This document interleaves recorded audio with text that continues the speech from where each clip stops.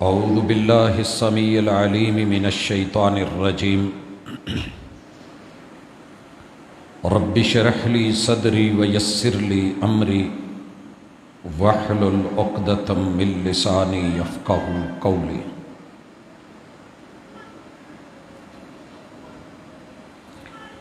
حاضرین مجلس، احباب گرامی،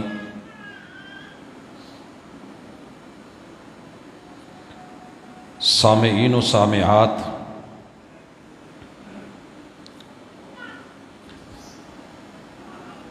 دنیا میں جو کچھ بھی بنایا گیا ہے کسی مقصد کے تحت ہے، اور کسی بھی چیز کا مقصد خود سے تعین کرنے کی بجائے اس کے بنانے والے سے پوچھا جاتا ہے۔ مالک الملک نے مجھے اور آپ کو تخلیق فرمایا ہے، بنایا ہے، انسان کا خالق، کل کائنات کا خالق اور موجد، بدیع السماوات ہے۔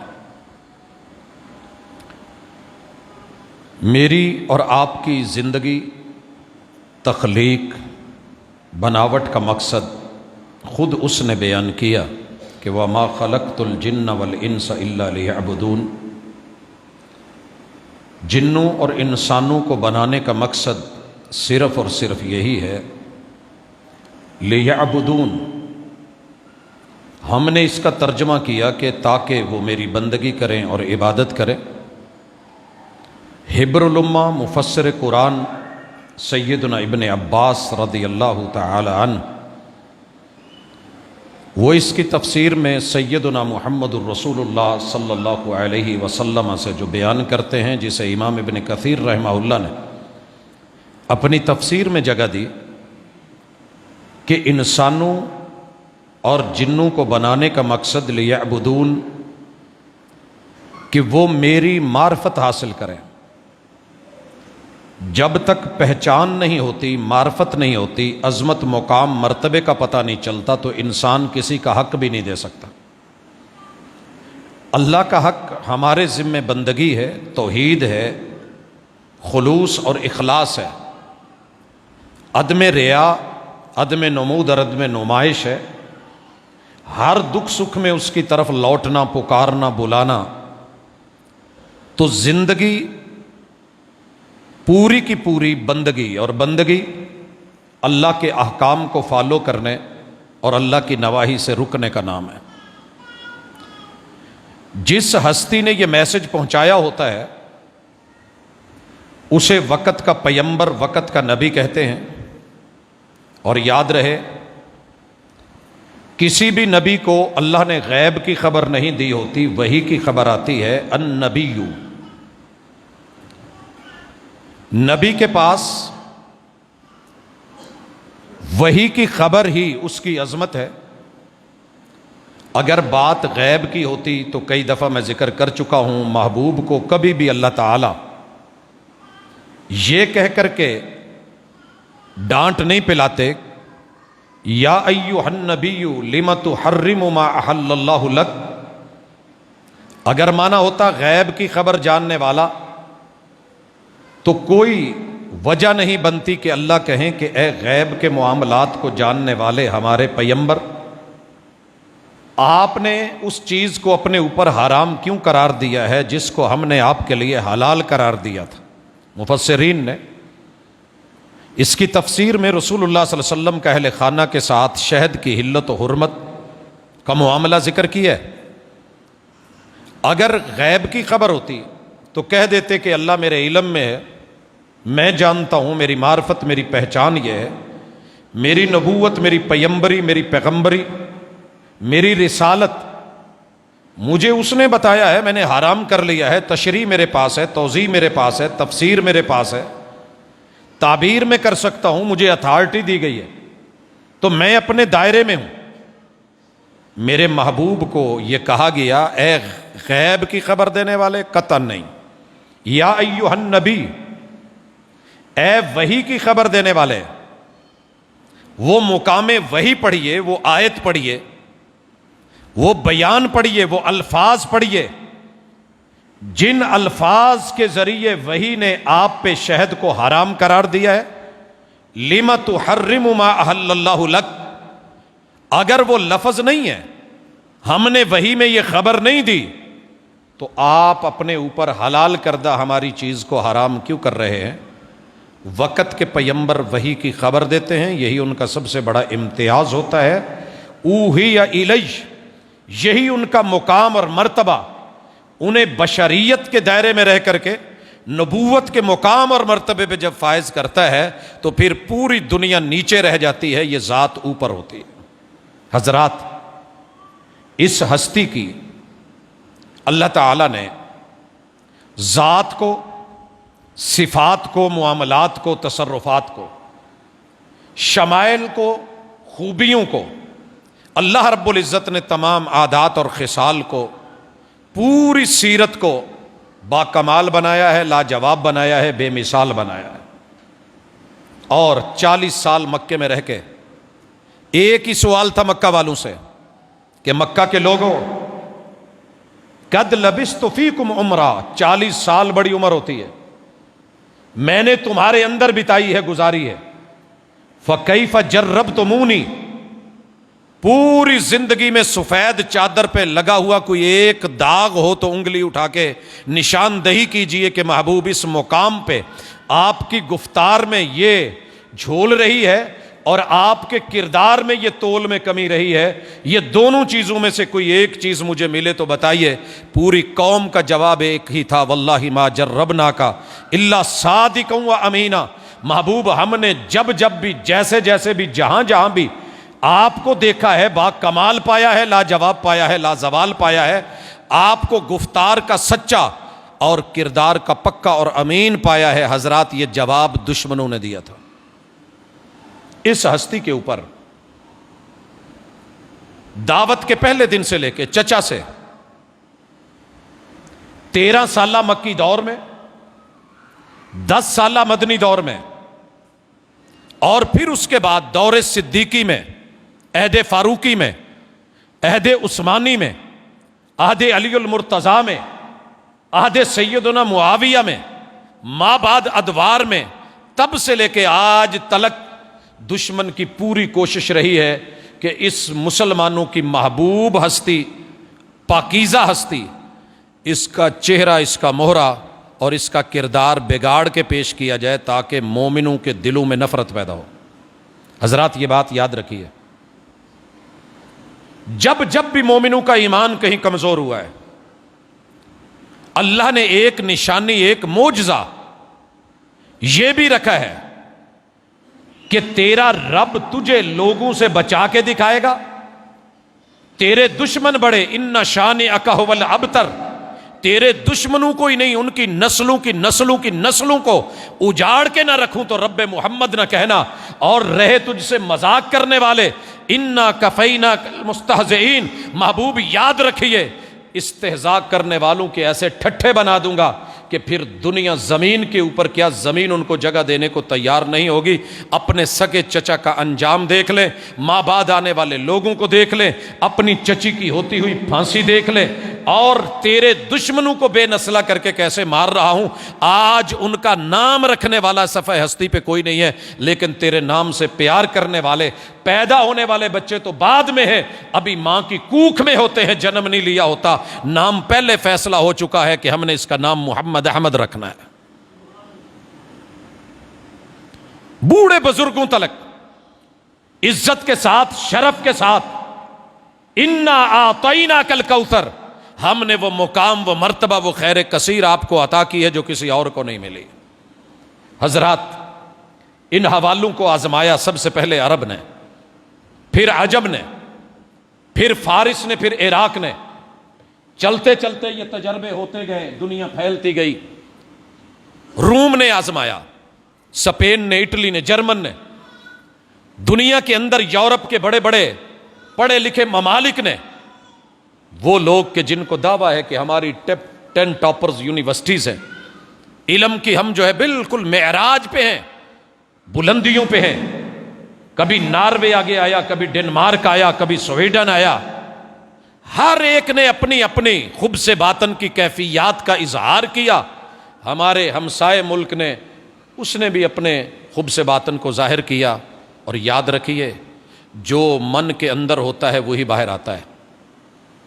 جو سوچو بچار میں وہی الفاظ و گفتار بن کے زبان پہ آتے ہیں اور وہی کردار رویہ بنتا ہے. یہ رویہ ہی ہوتا ہے جو دل میں اتارتا ہے یا دل سے اتار دیتا ہے. امت مسلمہ کا گرا ہوا ایک ادنا سا مسلمان بھی ہر اس شخص کو دل سے اتار دیتا ہے، بھلے جتنا نام ہو، کام ہو، عزت ہو، آبرو ہو، مقام ہو، مرتبہ ہو، دنیا ہو، دولت ہو، شہرت ہو، جاہ و جلال ہو، شان و شوکت ہو، آن بان ٹھاٹ ہو، روب دبدبا ولولے تنتنے ہوں. اللہ کی قسم جوتے کے نوک پہ رکھتا ہے وہ مسلمان اس ہستی کو، اس نام کو کہ جس نے میرے محبوب کے بارے میں زبان کھولی ہو. دنیا یہ انجام دیکھ رہی ہے، اللہ کا شکر ہے. عرب دنیا سے چلتی ہوئی لہر آپ کے اور ہمارے ہاں سے بڑھتی ہوئی ایمان کا ایک حصہ بن کر کے جس طرح چلی ہے وہ دنیا کے سامنے ہے. لیکن ایک بات یاد رکھیے گا، ساری دنیا کو بتائے دیتے ہیں، ہم اپنے محبوب سے اگر اتنا پیار کرتے ہیں تو یہ بھی یاد رہے کہ ان کی باتوں پہ عمل کرنے میں بھی ہم پیچھے نہیں ہیں. ہم نے سدا خود کو منفی دیکھا ہے. میرا کبھی دل کرتا ہے کہ میں امت مسلمہ کے سارے مسالک کی ان خوبیوں پہ بھی کبھی بات کروں کہ جن خوبیوں نے انہیں دنیا میں ممتاز کر رکھا ہے. حضرات ان میں سے ایک خوبی کا تذکرہ کر کے میں جو موضوع میں نے اعلان کیا تھا اس کی طرف آتا ہوں. وہ ایک ٹاپک جسے ہم رواداری کہتے ہیں، جسے ہم حوصلہ، تحمل، وقار، بردباری اور برداشت کہتے ہیں. ساری دنیا ایک طرف، امت مسلمہ کی اس فیلڈ میں کسی قسم کی کوئی مقابلہ بازی دنیا کی کوئی طاقت نہیں کر سکتی.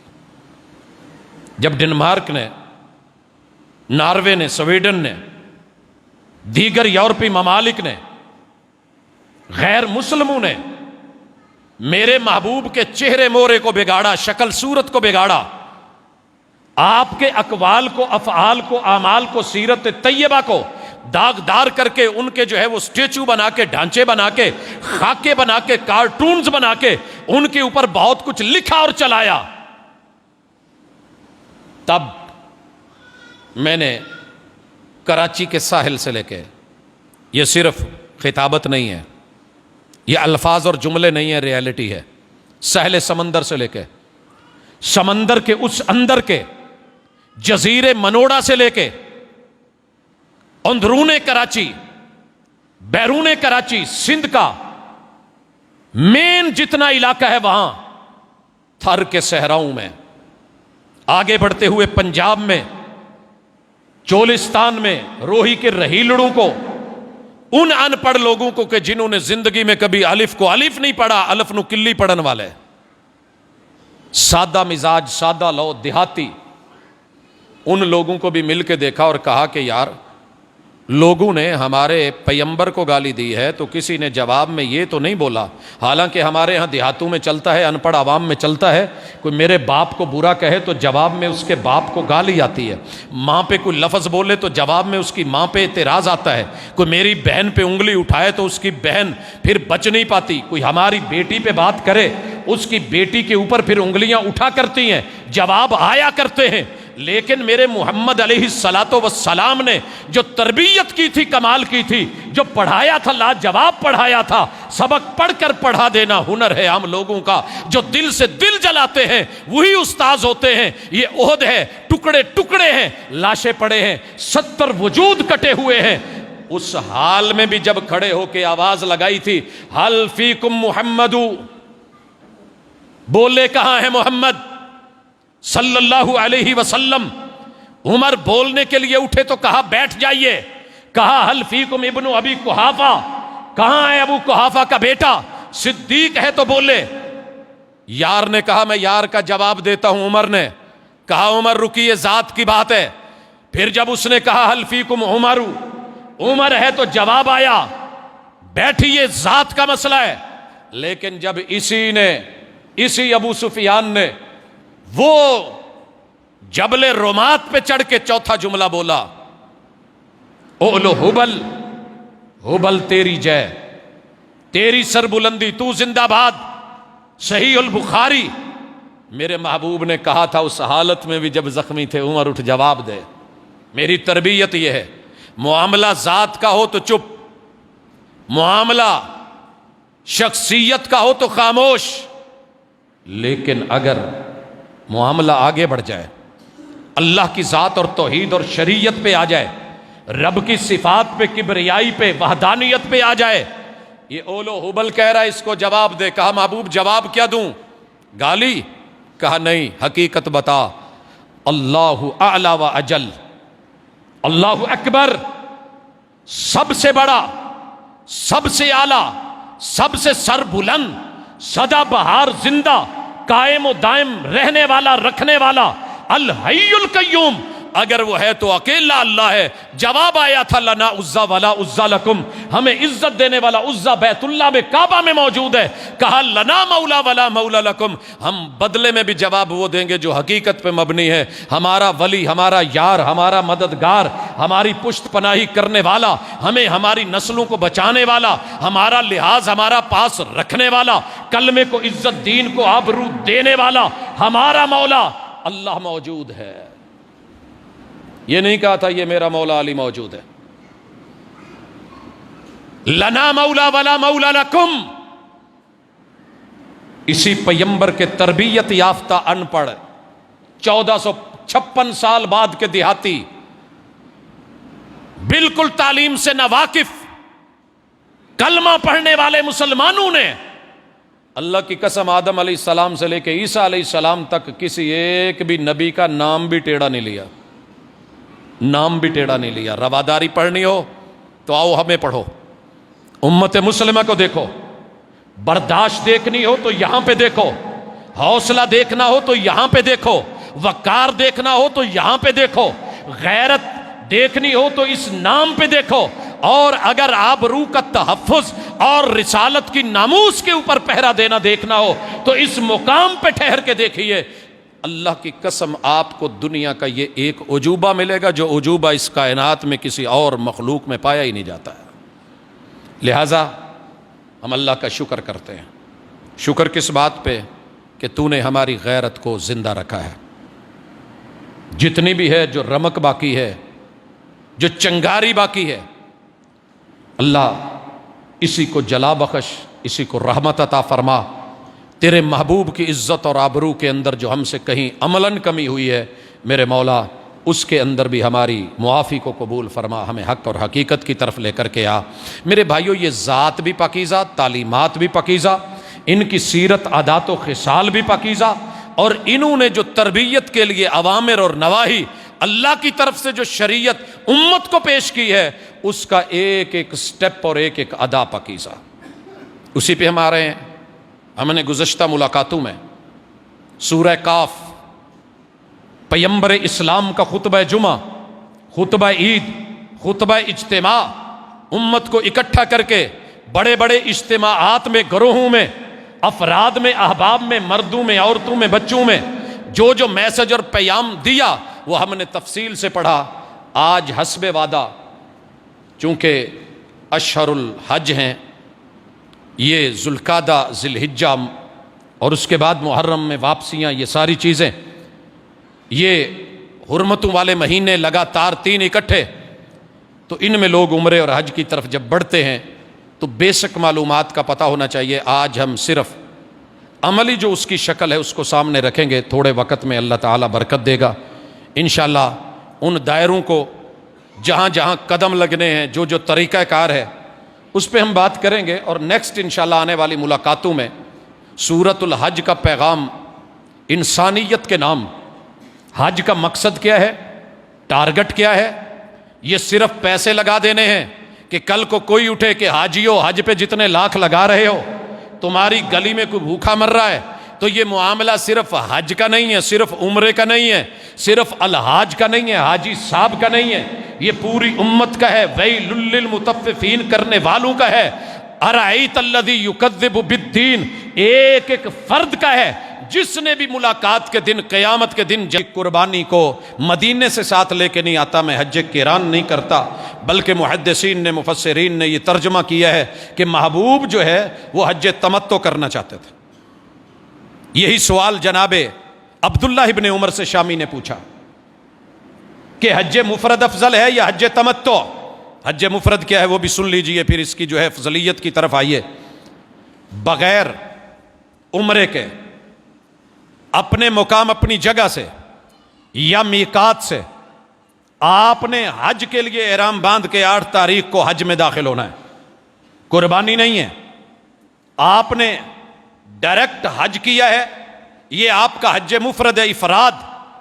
تینوں میں سے افضل کون سا ہے؟ جناب عبداللہ ابن عمر سے جب سوال ہوا اور شامی نے پوچھا تو انہوں نے کہا کہ حج تمتع۔ کہنے لگے آپ کے ابو امیر المومنین سیدنا عمر ابن الخطاب کہتے ہیں کہ حج مفرد اچھا ہے، وہ بہتر ہے۔ تو جواب دیا تھا جو ایک مومن کا جواب ہونا چاہیے، کہنے لگے امر ابی یتبع ام امر رسول اللہ۔ شامی پوچھنے والے، دین میرے ابو کے نام پہ چلتا ہے یا میرے محبوب کے نام پہ چلتا ہے؟ کیا دین میں شریعت میں میرے باپ کا فیصلہ مانا جائے گا یا محمد الرسول اللہ صلی اللہ علیہ وسلم کا؟ جواب یہ ہے کہ یقیناً محمد الرسول اللہ صلی اللہ علیہ وسلم۔ اس مقصد کے لیے آپ اور میں عموماً حج تمتع کا چناؤ کرتے ہیں۔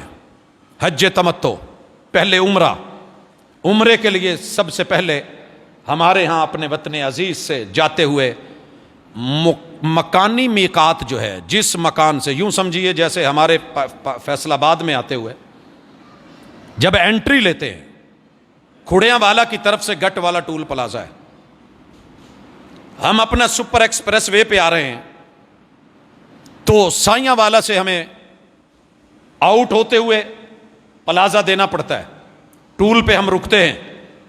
اسی طرح جب ہم جڑا والا روڈ پہ جاتے ہیں، مکو آنا بعد میں داخل ہوتے ہیں، پہلے پلازا۔ ستیانہ روڈ پہ جاتے ہیں، میرے خیال میں نہیں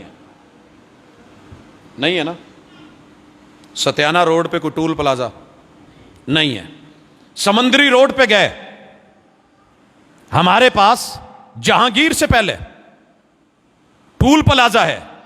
جھنگ روڈ سے آئے، پینسرے تلک میرے خیال میں نہیں ہے۔ امین پور کی طرف گئے، ہمیں ٹول پلازا نظر نہیں آتا۔ کیوں نظر نہیں آتا؟ حکومت وقت کا اپنا میٹر ہے، اپنا مسئلہ ہے، ان کی حکمت عملی ہے۔ مقامی حکومت 360 اینگل تھے اور رسول اللہ صلی اللہ علیہ وسلم نے میقات مقرر کیے 5۔ 360 اینگل سے دنیا آنی ہے، مکے میں آنا ہے، میقات مقرر ہوئے ہیں 5۔ حکمت کیا ہے؟ میرے رب کی حکومت اور بادشاہی ہے، وہی بہتر جانتا ہے کیوں یہ مقرر کیے ہیں۔ ترتیب سن لیجئے، اس طرف یوں بیت اللہ ہے، اگر یہ والا حصہ تو پیچھے سمندر ہے۔ یہ جو سمندر والی سائیڈ ہے، سمندر والی، اس میں سب سے پہلے شام کی طرف سے آتے ہوئے جوفا آتا ہے، سمندر کے بالکل قریب رابغ کے پاس، اسے میقات مقرر کیا شام والوں کے لیے۔ پھر اس کے بعد مدینہ سے شمال والی سائیڈ سے آتے ہوئے جو میقات مقرر ہے وہ ہے ذوالحلیفہ، جس کا موجودہ نام ہے آبار علی، مدینہ سے 5 کلومیٹر دور۔ اس کے بعد آگے بڑھیے، عراق سے آتے ہوئے ہمارے پاس عرق نامی ذات عرق، یہ میقات ہے کہ اگر اس سے گزرنا ہے تو احرام کے بغیر نہیں، نیت کے بغیر نہیں۔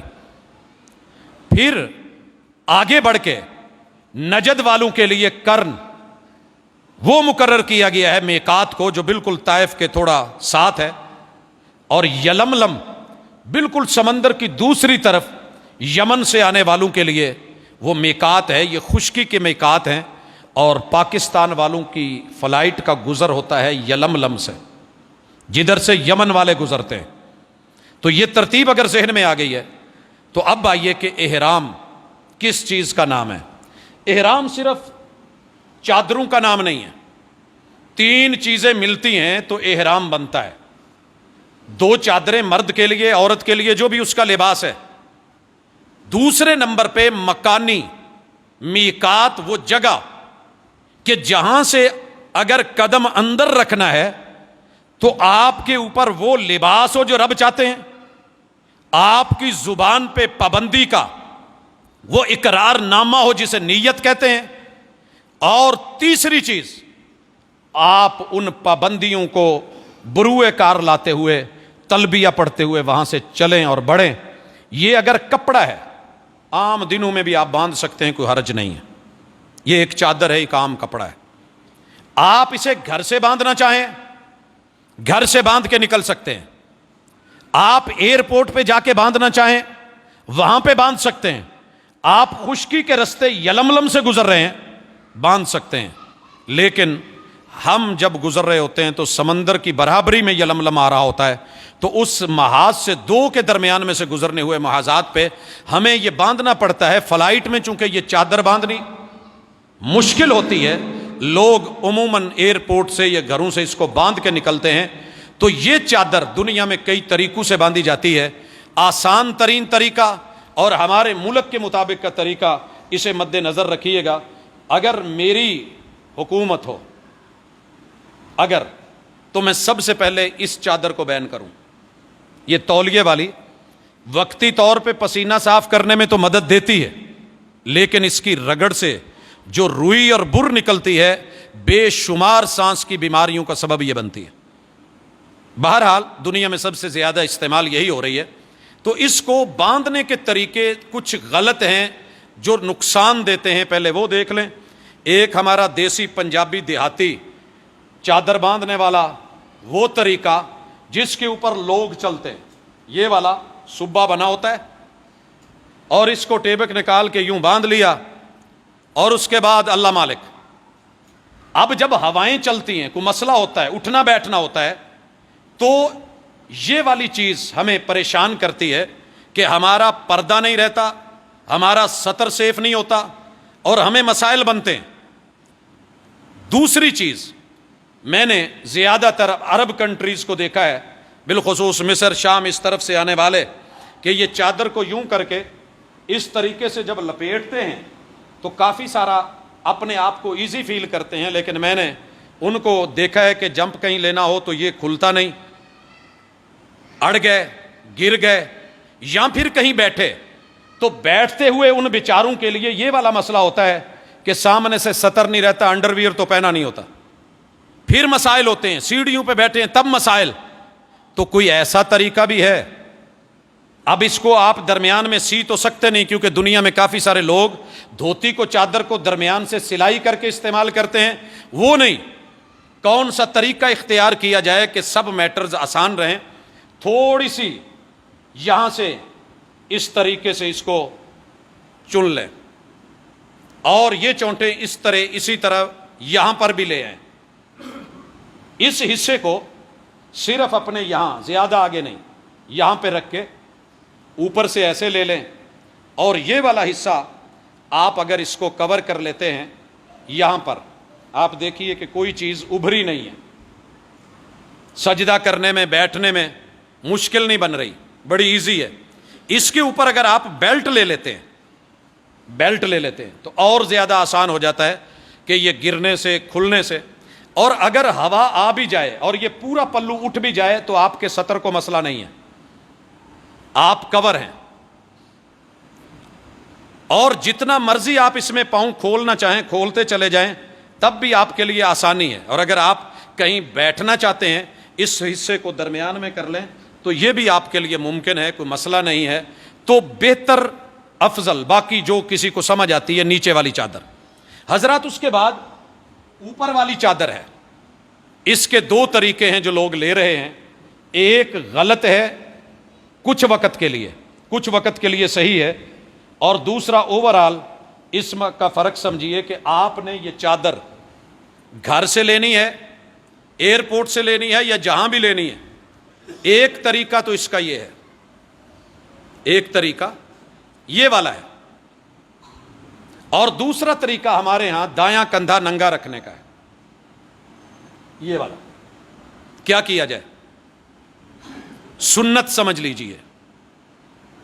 آپ کا اصل طریقہ یہ ہے کہ آپ نے آبار علی سے ذوالحلیفہ سے لے کے یہ چادر اپنے اوپر یوں ہی رکھی ہے، ایسے ہی۔ کندھا ننگا کرنے سے نماز نہیں ہوتی۔ کچھ لوگوں کو میں نے دیکھا ہے کہ تھرو آؤٹ دایاں کندھا ننگا رکھتے ہیں، اور انہیں کہا جائے نماز میں کہ کندھے کے اوپر کور کر لو تو وہ مناسب نہیں سمجھ رہے ہوتے۔ تو سنت طریقہ عام اپنے اوپر چادر لپیٹے رکھیے۔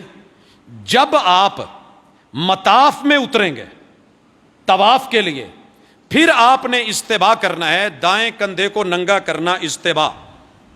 دو وجوہات ہیں، اس کی ہم ذکر کریں گے۔ تو یہ والا طریقہ تب ہے جب آپ نے طواف کے لیے اترنا ہے، باقی ٹائم آپ اپنے کندھے کو جو ہے وہ کور رکھیں گے۔ تو یہ آپ نے احرام باندھ لیا ہے، آپ اپنی سواری پہ چڑھے ہیں، ابھی آپ پہ کوئی پابندی نہیں، آپ کے بال، آپ کے ناخن، دیگر معاملات، فلائٹ کے اندر کسی قسم کی آپ پہ ابھی کوئی پابندی نہیں، آپ صرف لباس چینج کیا ہے۔ جب آپ یلملم کے اوپر سے میقات سے گزریں گے، آپ کو بتایا جائے گا، تو ساتھ آپ نے کہنا ہے لبیک اللہم عمرتن، لبیک اللہم عمرہ، اللہ میں عمرہ کرنے کے لیے حاضر ہوں۔ سوال یہ ہے میں تو حج کے لیے جا رہا ہوں، عمرے کا کیوں کہہ رہا ہوں؟ کیونکہ میں نے عمرہ کر کے احرام کھولنا ہے، یہی حج تمتع ہے۔ 8 کو میں نے پھر دوبارہ اپنی بلڈنگ، اپنی جگہ سے، رہائش گاہ سے احرام باندھ کے نئی نیت کر کے نکلنا ہے، تو پھر وہ میں حج کی نیت کروں گا۔ یہاں لبیک اللہم عمرہ۔ اور اس کے ساتھ تیسری چیز آپ نے احرام کی پابندیاں، نہا کے آپ پہلے جسم کو خوشبو لگا سکتے ہیں، کپڑوں کو بچائیں گے۔ جب آپ نے نیت کر لی ہے، اس کے بعد تلبیہ پڑھا جائے گا لبیک اللہم لبیک لبیک لا شریک لک لبیک ان الحمد والنعمت لک والملک لا شریک لک۔ جب یہ آپ تصویر دیکھ رہے ہیں تو سر پہ پگڑی یا ٹوپی ایسا کچھ نہیں ہوگا، بلکہ آپ مرد حضرات ننگے سر، یہ ان کا احرام ہے، اور عورت کا جو احرام ہے وہ اس کا جو لباس ہے، عبایا ہے، جو بھی اس کا ساتر کپڑا ہے، وہ اسی کے اندر اپنی نیت کرے گی۔ اس کے لیے خاص قسم کی اوڑھنیاں لینا، ان حصوں کو باندھنا اور چہرے کو ننگا رکھنا، اس کی کوئی ویلیو نہیں۔ صرف اور صرف ایک قسم کا جو لباس منع ہے، اس میں جرابیں نہیں، موزے نہیں، اگر لینے ہیں کوئی مجبوری ہے تو ٹخنوں سے نیچے کٹے ہوئے، ہاتھ پہ دستانے نہیں، اور کوئی انڈر ویئر ایسی ویسی جو ہے غیر ضروری چیز نہیں۔ ہاں، چہرے کے اوپر پردہ نہیں روکا گیا، خاص قسم کا ایک نقاب ہے، اللہ تنتقب المرأة، عورت جو ہے وہ نقاب نہیں باندھے گی، اس سے منع کیا گیا ہے۔ رومال اگر تھوڑی سی عنایت کریں تو بعض خواتین کے پاس چھوٹا اس سے سائز کا کپڑا ہوتا ہے، رومال عرب دنیا میں چلتا ہے، وہ خواتین باریک ہوتا ہے یا کٹ لگا ہوتا ہے ہلکا سا، اس کو اپنے چہرے میں اوپر باقی چیزیں کور کر کے ایسے باندھ لیتی ہیں۔ تو یہ والا اللہ تنتقب المرأة، یہ والا نقاب کرنا، باندھنا منع ہے۔ اس کے علاوہ پردے کی جو بھی قسم ہے وہ عورت استعمال کر سکتی ہے، اور پردہ نہیں چھوڑا جائے گا۔ شریعت نے کہیں بھی حج کے لیے یا عمرے کے لیے پردے کو منع نہیں کیا ہے۔ عورت ہے، اس نے گھونگھٹ نکالا ہوا ہے، یہ آگے باندھنا منع ہے، لیکن اگر کھلا ہے، گھونگھٹ نکلا ہوا ہے اور اپنی حد تک چل رہی ہے تو اس کے لیے آسانی ہے۔ اور یہی سیدہ عائشہ رضی اللہ تعالی عنہا فرماتی ہیں کہ جب سامنے مرد ہوتے تھے تو ہم اس وقت پردہ کر لیتی تھی، پردہ ہے ہی تب جب مرد ہوں، اور جب مرد نہیں تھے تو ہم اس وقت اپنا چہرہ کھلا چھوڑتی تھی۔ تو یہی عام اصول ہے، قاعدہ اور ضابطہ ہے۔ میں نے سینکڑوں لوگ دیکھے ہیں جنہوں نے زندگی میں کبھی پردہ نہیں چھوڑا ہوتا، لیکن حج اور عمرے کے نام پہ ان کے بھی چہرے ننگے کروا دیے جاتے ہیں۔ ایسی کوئی ضرورت نہیں ہے۔ تلبیہ پڑھیے، آگے بڑھیے۔ جب آپ اپنی جس بھی جگہ پہ اترنا ہے، ایئرپورٹ ہے جہاں پہ اتریں گے، مکہ پہنچیے، مکہ پہنچتے ہوئے اپنی بلڈنگ میں، اور بلڈنگ میں جا کے اگر آپ نہانا چاہتے ہیں تو نہا سکتے ہیں۔ اس کو اتار دینا، اتار کے رکھ دینا، احرام کی خلاف ورزی نہیں ہو گئی۔ یاد رہے کہ کچھ لوگ اس میں بڑا وہ شدت کرتے ہیں۔ نہا کے آپ جب مکہ میں داخل ہوئے ہیں، غسل کیا ہے، نہا کے نیٹ اینڈ کلین ہو کے، صاف ستھرے ہو کے، اس کے بعد آپ جو ہے اس کو یا دوسرے کو، یا خراب ہے تو دھو بھی سکتے ہیں، چادریں چینج کرنی ہیں تو وہ بھی کی جا سکتی ہیں۔ آپ جہاں پہنچیں گے اس جگہ کو مکہ کہتے ہیں۔ اس مکے میں آپ نے اور میں نے جو کام کرنا ہے، نبی مکرم صلی اللہ علیہ وآلہ وسلم نے اس کا پہلا طریقہ یہ بتایا ہے کہ آپ اگر نماز کا ٹائم ہے اور آپ نے بیٹھنا ہے تو 2 رکعت تحیت المسجد ادا کریں گے۔ 2 رکعت تحیت المسجد، بیٹھنے سے پہلے۔ وہ مسجد ہے، مسجد الحرام ہے، مت بیٹھیے، 2 رکعت پڑھیے، جو نماز ہو رہی ہے اس کے ساتھ ملیے، اس کے بعد اپنا طواف شروع کر دیجئے، یا جو آپ کو شیڈول ملا ہو موجودہ روٹین میں اس کو آپ مد نظر رکھیں گے۔ اور اگر نماز کا ٹائم نہیں ہے، آپ نے بیٹھنا نہیں ہے، تو پھر آپ مطاف میں اترتے ہوئے دایاں کندھا ننگا کریں گے، دایاں کندھا، اور جو حجر اسود والی سائیڈ ہے اس کے سامنے آئیں گے، جہاں سے مرضی اتریں، گھوم کے آپ اس کارنر پہ، 4 کارنر ہیں تو اس کارنر پہ حجر اسود ہے، اس کے سامنے آ کے، لائن ہو تب، پٹی ہو تب، نہ ہو، اس کے سامنے آ کے 3 آپشن ہیں۔ پہلا آپشن، اگر رش نہیں ہے اور حجر اسود تک جانے میں پابندی نہیں ہے، اللہ اس پابندی کو اٹھائے، یہ نہیں ہے تو آپ کو موقع ملتا ہے تو چوٹ دیے بغیر، ستائے بغیر، دھکم پیل کے بغیر، کسی کو زخم دیے بغیر آپ حجر اسود کا بوسہ بسم اللہ اللہ اکبر کہہ کے لیں گے اور اپنا پہلا چکر شروع کر دیں گے۔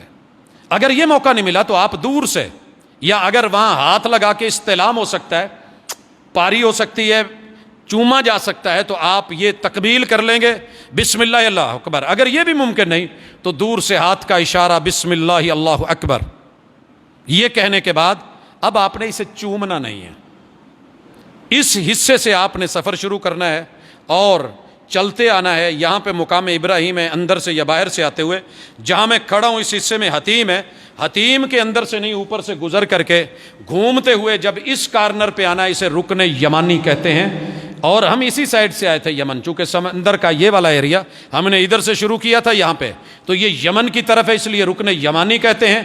اس حصے میں آ کے میرے اور آپ کے محبوب علیہ الصلوۃ والسلام نے استلام فرمایا ہے، جسٹ اتنا استلام، اس کو چوما نہیں ہے، اسے نہیں چوما ہے، صرف استلام ہاتھوں کے ذریعے، اور پھر آپ نے چل پڑنا ہے یہاں سے لے کے یہاں تلک، ربنا آتنا فی الدنیا حسنہ وفی الآخرۃ حسنۃ وقنا عذاب النار، تو آپ کا ایک چکر یہاں کے مکمل ہو گیا ہے۔ پھر چوما جا سکتا ہے، ہاتھ لگ کے چوم سکتے ہیں، دور سے اشارہ ہے، جو بھی ممکن ہے، پھر دوسرا چکر یہاں کے استلام ربنا آتنا فی الدنیا حسنہ، یوں 7 چکر یہاں مکمل ہوں گے۔ اب آپ نے 2 رکعت نماز طواف ادا کرنی ہے، اور وہ مقام ابراہیم کو مصلی بنانے کا اللہ نے حکم دیا، وہاں جگہ ملے ٹھیک، اگر رش ہو کہیں بھی جا کر کے کسی بھی جگہ 2 رکعت ادا کی جائے گی۔ سنت کے مطابق اگر جگہ ملتی ہے بیت اللہ کے قریب آنے دیتے ہیں، تو یہ جو دروازہ ہے، اس دروازے کے اور حجر اسود کے درمیان جگہ ہے جس کو ملتزم کہتے ہیں۔ رسول اللہ صلی اللہ علیہ وسلم نے وہاں چپک کے چمٹ کے اپنے لیے دعائیں اور امت کے لیے خیر اور بھلائی، اپنے گناہوں کی معافی یہاں مانگیے۔ بیت اللہ کے دروازے کے نیچے لوگ چپکے ہوتے ہیں، وہ نہیں۔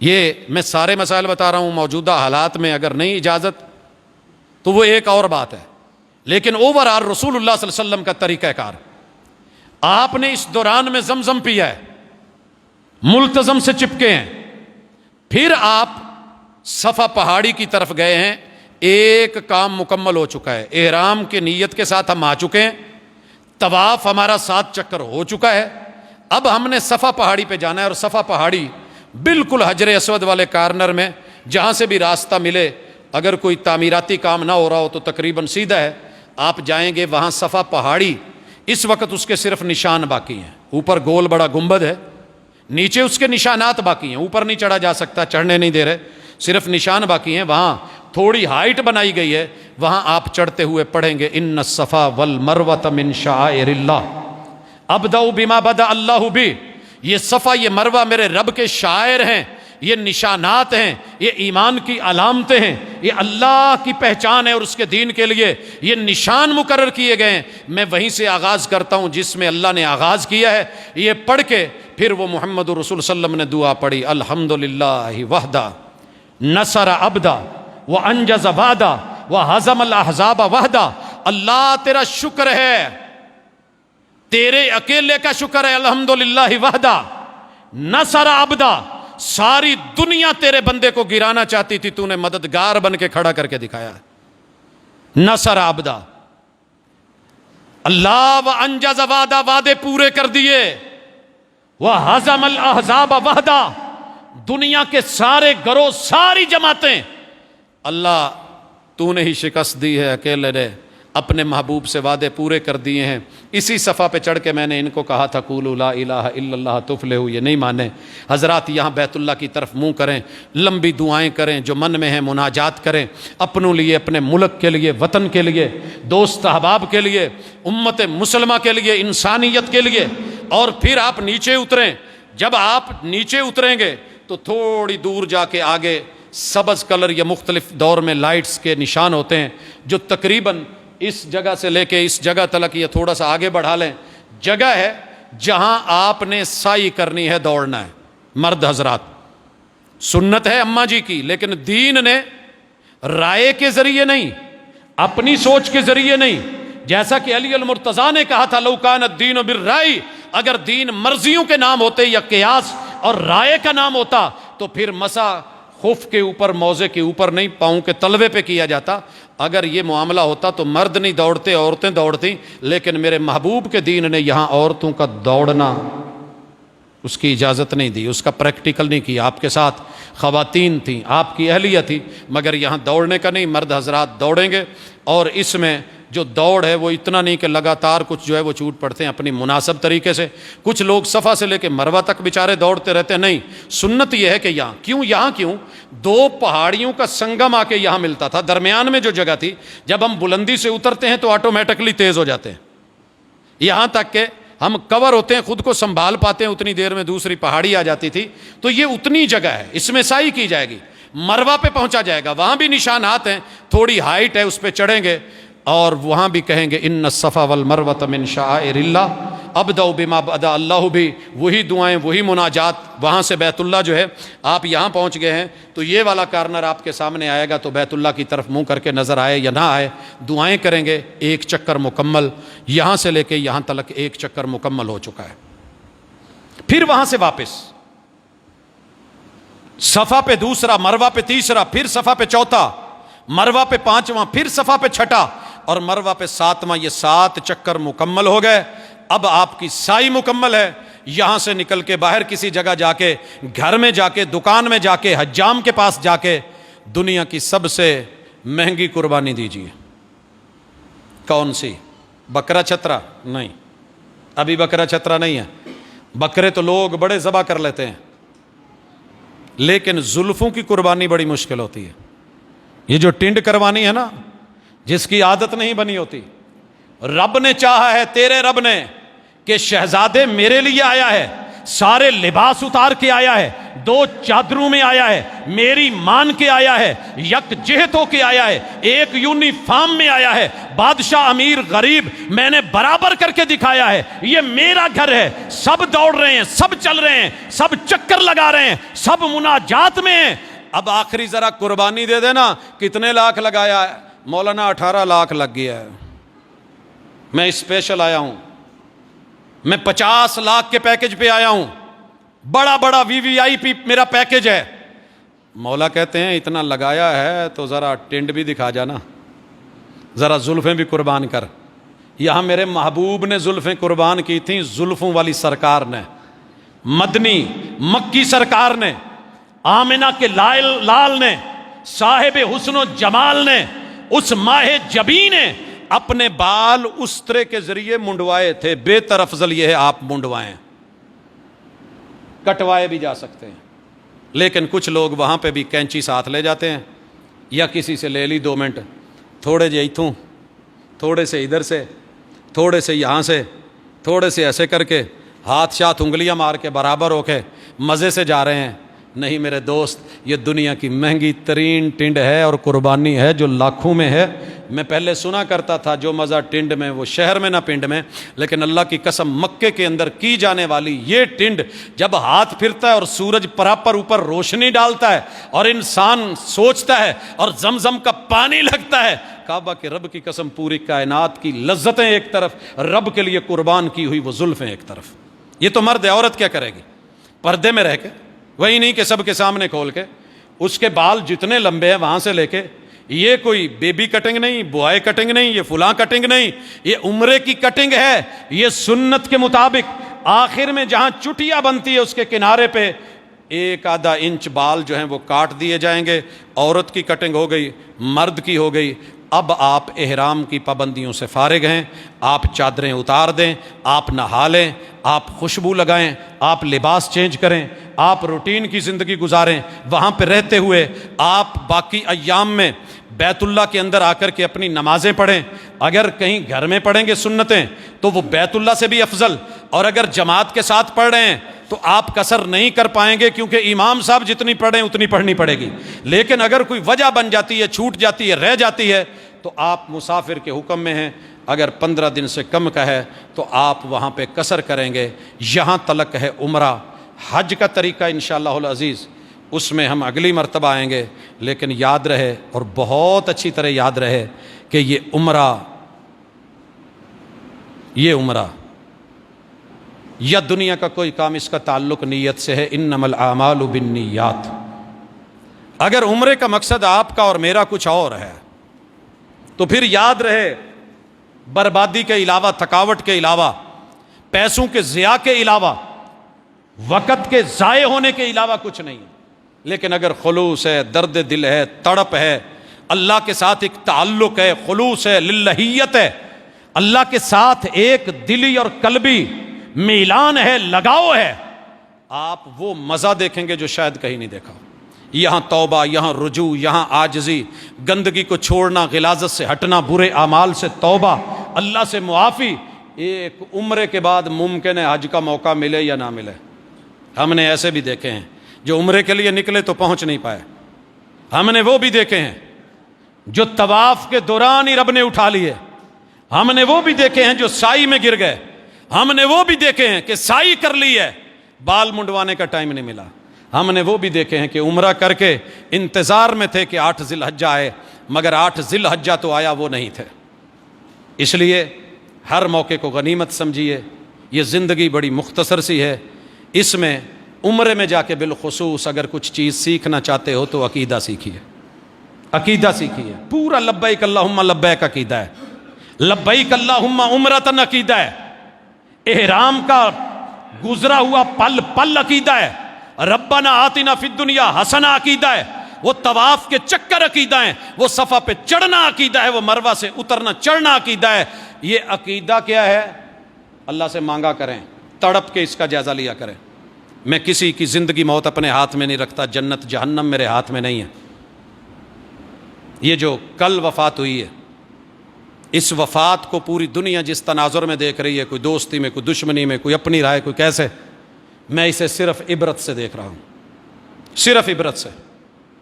کتنا نیم تھا، کتنا فیم تھا، کتنی زبان، کتنا خوش نما ہنستا مسکراتا چہرہ تھا، کتنا انٹرٹین کرتا تھا، کیا رونقیں تھی، کیا بہاریں تھی، کیا قیمت تھی، کیا ویلیو تھی، اور کتنا کمال کا پرسن مانا جاتا تھا، مہنگا ترین۔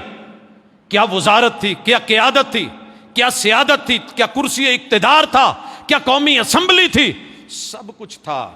دنیا بھی تھی، شادیاں بھی تھیں، دنیا اس کو جو مرضی نام دے۔ حضرات مجھے اتنا پتہ ہے، اتنا پتہ ہے، والجزاء من جنس العمل، دنیا کہتی ہے کہ اگر دنیا مکافات عمل ہے تو یہاں بھلائی کا بدلہ بھلائی میں کیوں نہیں ملتا؟ وہ بھائی ملتا ہے، آپ کو پتہ ہی نہیں۔ برائی کا بدلہ صرف برائی میں کیوں ملتا ہے؟ میرا رب نہ پکڑے دکھانے پہ آئے تو دکھا دیتا ہے۔ مجھے کسی کی ذات کو مرنے کے بعد بلیم کرنا نہیں ہے، مجھے یہ بتانا ہے کہ عقیدہ نہ ہو، پیغمبر کا چچا بھی رخصت ہو جائے اور سگے علی بھی آ کر کے ترلے کرتے رہیں اور محبوب کہتے رہیں تو جواب نہ میں ہوتا ہے۔ 100 مرتبہ استغفار، 70 مرتبہ توبہ، اپنا جبہ اتار کے دیا ہوا، وہ کفن نہلایا ہوا قبر میں اتارا ہوا لعاب بھی میرے محبوب منہ میں ڈال دیں تو اللہ کہتے ہیں اس طرح کے ظالموں کے لیے آپ 70 مرتبہ بھی توبہ استغفار کریں تو میں قبول کرنے والا نہیں ہوں۔ جب عقیدے میں شرک ہو، لوگوں میں بھی ہوں، میری ذاتی معاملات کو رب جانتا ہے، میرے ظاہر کا حکم دیکھا جائے گا، باطن کا معاملہ اللہ سے۔ اگر میں توبہ کر کے جاتا ہوں، اللہ تعالیٰ بہتر جانتا ہے، دنیا جو مرضی کہتی رہے، وہ ذات بخشنے والی ہے، لیکن عقیدے میں کس قدر پوری دنیا کو گمراہ کیا گیا یہ وہی جانتے ہیں جن کو علم ہے۔ اور میرے بھائیو، بالخصوص رسول اللہ صلی اللہ علیہ وسلم کی ذات میں غلو کر کے، اہل بیت کی ذات میں غلو کر کے میرے محبوب کے اصحاب کو جس قدر رنگیدہ گیا، عزتوں سے کھیلا گیا کہ نبی کو بیٹیاں دینے والے کہاں مر گئے تھے۔ اللہ اکبر۔ جب بیویوں پہ بولا گیا، بیویوں کے دکھ لے کے چلے گئے۔ اللہ برے انجام سے سب کو بچائے، اللہ ہمارا خاتمہ بالایمان کرنا۔ اولادیں دے تو آنکھوں کی ٹھنڈک بنا، بیوی ایک ہو یا زیادہ ہوں، اللہ پردہ داری لباس ہوتے ہیں میاں بیوی ایک دوسرے کے۔ اللہ ہماری حیا کے پردے نہ پھاڑنا۔ اللہ ہم نے بہت کچھ کیا ہے، اللہ ہم عبرت سیکھ رہے ہیں، اللہ ہم برا نہیں کہہ رہے، تیرے معاملے اگر اس نے توبہ کی ہے، معاملہ تیری سپرد ہے۔ ہم ظاہر کو دیکھ کر کے اللہ کیا کچھ نہیں تھا کہ جہاں حق کو دبانے کے لیے، سنت کو دبانے کے لیے، کتاب و سنت کو جو ہے وہ نیچا دکھانے کے لیے کون کون سا استہزاء ہے جو نہیں کیا گیا، فیم اور نیم کے لیے کیا کچھ نہیں۔ اللہ ہمیں ایسے کردار خود کو نہ بننے دینا، ہمیں محفوظ فرمانا۔ اللہ عاجزی کی زندگی، عزت کی زندگی، آبرو کی زندگی، عقیدے کی زندگی، احترام کی زندگی، سنت کی زندگی، پیار کی زندگی، اللہ حقوق اللہ کی زندگی، حقوق العباد کی زندگی دے دینا۔ میں 100 عمرے کر کے بھی اگر لوگوں کا حق مار کے جا رہا ہوں تو اللہ میرے لیے کہاں گنجائش ہوگی۔ اللہ مجھے حج اور عمرے کی بھی توفیق دے، لیکن حقوق اللہ کے ساتھ حقوق العباد کو بھی مجھے سمجھنے والا بنانا۔ اللہ جو میری کمی کوتاہیاں معاف فرمانا۔ اللہ میرا خاتمہ کلمے پہ ہو، ایمان پہ ہو، ایک اچھی جگہ پہ ہو۔ اللہ ہم دعا کرتے ہیں، مرنا تو سب نے ہے، اللہ اچانک موت نہ مارنا۔ اللہ توبہ کا موقع دینا، توبہ کے دروازے کھولنا، اللہ کسی کا محتاج نہیں کرنا، نین پرین سلامت رکھنا۔ اللہ اس دنیا سے جائیں تو تیرے سے بھی راضی، تیرے دین سے بھی راضی، تیرے پیمبر سے بھی راضی، کتاب و سنت سے بھی راضی۔ اللہ ہم بدعات و خرافات و رسوم و رواج، اللہ شرک، ان سے اظہار برات کرتے ہیں۔ اللہ ہم سے اگر کہیں جانے انجانے میں ہوا ہے تو اللہ ہم معافی مانگتے ہیں۔ اور یہی عمرہ ہے، یہی حج ہے، الحج العج والثج ہے، اور یہی حج مبرور ہے، اور یہی اللہ تعالیٰ اس انسان کا جو ہے وہ سافٹ ویئر چینج کر کے دوبارہ زیرو ماڈل کر کے نیو بیبی بارن جو ہے اس کی طرح کر دیتے ہیں۔ اللہ ہمیں بھی یہ موقع دینا، اور اللہ ہماری دنیا بھی اچھی کر دے، عقبہ بھی اچھی کر دے۔ اللہ ہمارے زندوں کو سلامت رکھ، صحت اور ایمان کے ساتھ، جانے والوں کے ساتھ نرمی کے معاملات فرما۔ سبحانک اللہم و بحمدک، اشہد ان لا الہ الا انت، استغفرک۔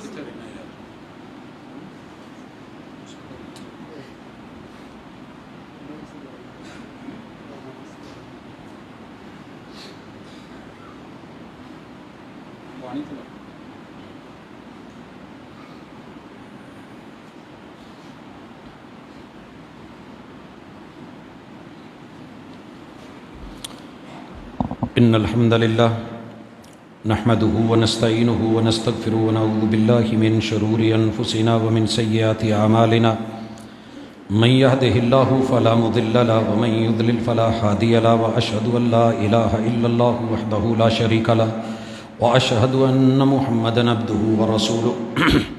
احباب گرامی، عمرے اور حج کے مقاصد کیا ہیں، مطالب کیا ہیں، یہ انشاءاللہ سورۃ الحج میں جو پیغام ہے انسانیت کے نام، اس میں ہم ڈیٹیل سے پڑھیں گے۔ باقی رہ گیا کہ یہ صرف نام کمانے کے لیے نہیں ہے، اللہ کے حضور ان امور میں سے ایک امر ہے کہ جس کو حج کو ایمان اسلام کا رکن بنایا گیا ہے، تو یہ ایک رکن کی ادائیگی ہے، اس کو مذاق مت بنایا کریں۔ اگر ہم اپنی بلڈنگ اٹھاتے ہوئے نیچے سے اس کا مین 5 پلروں میں سے ایک پلر ہی نہیں لے رہے تو دنیا کا کوئی انجینئر آپ کو اس بلڈنگ کے اوپر آگے بڑھنے کا نہیں کہے گا، 100 باتیں ہوں گی۔ تو ہم نے یہ دیکھا ہے کہ ہم 2-3 پلر لے کے اسی کے اوپر چل رہے ہوتے ہیں اور باقی جو ہے اللہ کی سپرد ہوتے ہیں۔ میں نے ایسی گاڑی نہیں دیکھی کہ جو 4 ویلوں پہ چلنے والی ہو اور کوئی ایک ویل کے اوپر اس کو چلا رہا ہو، تو زیادتی سمجھی جاتی ہے یہ 2 پہ۔ تو ان ارکان کی جتنی جلدی ہمت اللہ دے، موقع دے، ان کو اپنانا ہے، لیکن اس کو مذاق اور استہزاء کا نشانہ نہیں بنانا۔ ایک سوال ہے، میں اسی سے جڑا ہوا، میں ایک پرائیویٹ فرم میں ملازم تھا، اس کے پاس میرے بقایا جات ہیں، وہ دیتا بھی نہیں اور انکار بھی نہیں کرتا، ہر سال عمرے کی ادائیگی پہ بھی جاتا ہے اپنے گھر والوں کے ہمراہ۔ اس بارے میں کوئی وظیفہ بتا دیں۔ جی وظیفہ تو ایسا ہے کہ ابھی ابھی لگ جائے، لیکن کریں کیا؟ ہر بات آ کے اٹکتی ہے یہیں پہ۔ یک طرفہ سن کے میں بات کر رہا ہوں، دوسری سائیڈ ممکن ہے کہ کہے کہ جناب میں نے دینا ہی کچھ نہیں، یا اتنا جو کہہ رہا ہے وہ نہیں ہے، یا اچھا میں دے لوں گا۔ کبھی بھی کسی کو لٹکانا اہل دل اہل نظر کی بات نہیں ہوتی۔ میرے محبوب نے ایسے ہی نہیں کہا کہ پسینہ خشک ہونے سے پہلے جو چیز میرے ذمے ہے، کل موت آ جائے تو میں اسے آج اگر نمٹا سکتا ہوں، میرے پاس سہولت ہے تو مجھے نمٹا دینا چاہیے، اور یہی بڑا پن ہے۔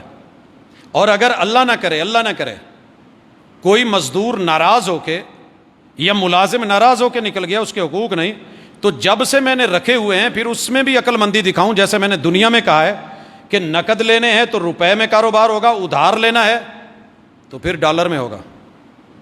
یہ آج لکھ کے لگایا ہے لوگوں نے، تو پھر ڈالر میں ہوگا، کیونکہ روپے کی جو ویلیو ہے وہ مستحکم نہیں ہے۔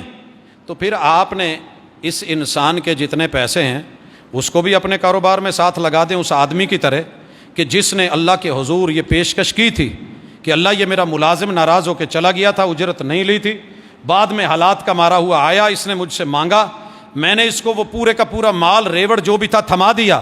یا تو یہ کریں، اتنی جرت ہو مالکوں میں، اگر نہیں تو اللہ سے ڈریں۔ ماڑے آدمی کی صرف رب کے سامنے التجا ہوتی ہے، اور وظیفہ صرف ایک ہی ہے، صرف ایک ہے۔ ایک نکلی ہوئی مظلوم کی آواز آسمانوں کو چیر کے عرش تک پہنچتی ہے۔ اللہ کے ہاں دیر ہے اندھیر نہیں ہے۔ تو بہرحال میں اگر اس بھائی تک میسج جا رہا ہے، جس تلک بھی ہے، میں بھی ہوں، تو اپنے ماتحت لوگوں کے پیسے دبا کے بندہ رئیس تو بن جاتا ہے، نواب تو بن جاتا ہے، مالدار تو بن جاتا ہے، لیکن اللہ کی نظروں میں ویلیو کوئی نہیں رہتی۔ اس لیے اس کو جلدی سے جلدی سمیٹا جائے۔ اور وظیفہ آپ کے لیے ہے حسبی اللہ، اللہ آپ کو یہ دلا دے، اگر یہ نہیں تو اللہ آپ کو کچھ ایسا دے دے جس سے آپ کی کفایت ہو جائے، اور اللہ کی ذات کافی ہے۔ تحفظ ناموس رسالت کے حوالے سے آج ضلع کونسل ہال کے سامنے نماز عصر کے بعد پروگرام ہے، احباب اس میں بھی شرکت کریں۔ تو دعاؤں کی درخواست کی ہے بڑی ساری دنیا نے، جو بیمار ہیں، پریشان حال ہیں۔ میرے والد صاحب بھی کافی علیل ہیں، اللہ تعالیٰ سب کو صحت کاملہ عاجلہ عطا فرمائے۔ دوست احباب نے بولا ہے، ہمارے کافی سارے لوگ اس دنیا سے جو ہیں وہ رخصت ہوئے ہیں، اللہ جانے والوں کی جو ہے وہ اچھی مہمان نوازی کرے، بشری لغزشوں کو میرا اللہ معاف کرے۔ اللہ میرے وطن کی ایسی حفاظت فرما جیسے تو نے اپنے گھر کی ابابیلوں سے کی تھی۔ اللہ زمینی دینی سرحدوں کی نگرانیاں فرمانے والوں کی بھی اللہ نگرانی فرما۔ اللہ اس مجلس میں کوئی بیمار بیٹھا ہے تو اس کے بھی دکھ درد رفع فرما۔ اللہ بے اولادوں کو اولاد کا میوہ عطا فرما۔ سبحانک اللہم و بحمدک، اشہد ان لا الہ الا انت، استغفرک و اتوب الیک۔